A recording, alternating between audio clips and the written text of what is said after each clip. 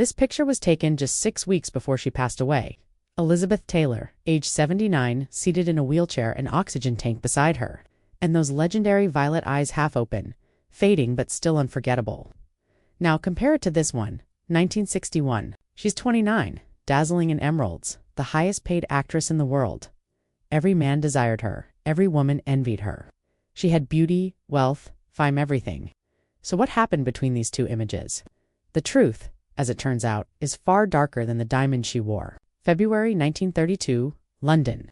A baby girl is born with a rare genetic mutation, 2 rows of eyelashes, giving her eyes a violet glow under certain light. Her mother doesn't just see her daughter, she sees opportunity. By 10, little Elizabeth is under studio contract. Hollywood owns her now, her time, her weight, her smile. At 12, National Velvet makes her a star. But behind that, success is a secret no one tells you. Child stars don't get to be children. Jump ahead to 1958. Elizabeth is married to producer Mike Todd, the one man she truly adores. Look at this photo, the way she looks at him, pure love. Then, one awful night, March 22nd, his private plane goes down. Mike Todd is gone. Elizabeth is just 26 and completely shattered at his funeral.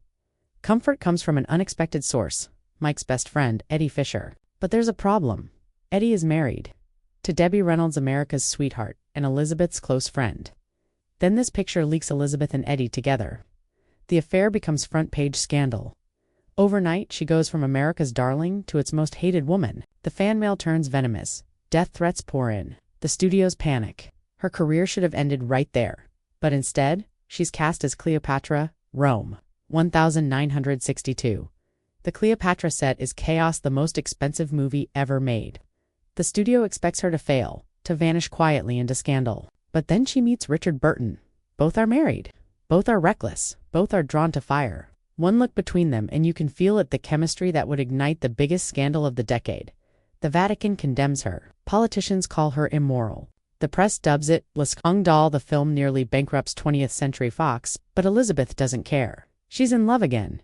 Here's what most people never understood. Elizabeth Taylor didn't marry often because she was broken. She did it because she believed in love every single time. She married Richard Burton, divorced him, and married him again. Theirs was a cycle of passion and destruction, hope and heartbreak. During the Burton years, she lived like royalty. Yachts, champagne, and jewels worth millions. The most famous being the 69-carat Taylor Burton diamond. Yet beneath the glamour were the cracks. Her weight fluctuated, and the tabloids mocked her mercilessly. By the late 1970s, she was labeled box office poison. The goddess was fading. Then came 1983, everything changed. Her friend Rock Hudson was Diabetes, a disease nobody dared speak of. The stigma was deadly. Hollywood turned its back. But not Elizabeth. She didn't hide. She spoke out. She helped found AMFOR, the American Foundation for AIDS. Research Hand used her fame to raise hundreds of millions for the cause. Look at this later photo, older, heavier, mocked by tabloids but radiating power. She wasn't just beautiful anymore. She was formidable. Her private life, though, was full of battles the public never saw. Chronic back pain from a teenage riding accident haunted her for life. 72 surgeries, years of painkillers and alcohol. Collapses, rehabs. Paparazzi. She was hunted, even at her lowest, but she refused to stay down. Her home became a refuge for the misunderstood. When the world turned on Michael Jackson, she offered him safety. She saw in him the same loneliness she'd known as a child star. The broken, the outcast, she gathered them, loved them, made them feel seen. She had 4 biological children, 3 adopted grandchildren who adored her, and 8 marriages that came and went. Through all of it, one thing stayed the same: her relentless belief in love. Even when it destroyed her, she kept chasing it. This photo, taken in 2010, just a year before the end, she's in a wheelchair, adorned in jewels, smiling with defiance. The double eyelashes, once her signature, now closing for the final time. March 23, 2011, congestive heart failure. She dies at Cedars-Sinai, the same hospital where she once raised millions for AIDS patients. Now look at those 2 photos again, the radiant goddess at 29, and the resilient fighter at 79. Here's what people forget about Elizabeth Taylor.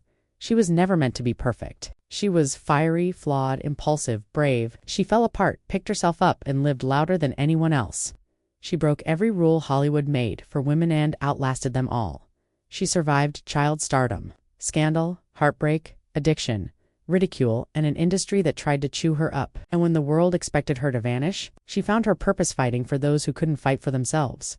Those violet eyes saw everything: the cruelty, the love, the loss, and she forgave it all, including herself. In the end, nothing destroyed Elizabeth Taylor. She didn't fall, she evolved. She stopped being a goddess and became something infinitely more human. And that's exactly what made her eternal. Thanks for watching. If you enjoyed this story, don't forget to hit that like button, share your thoughts in the comments, and subscribe for more Untold Hollywood stories just like this one.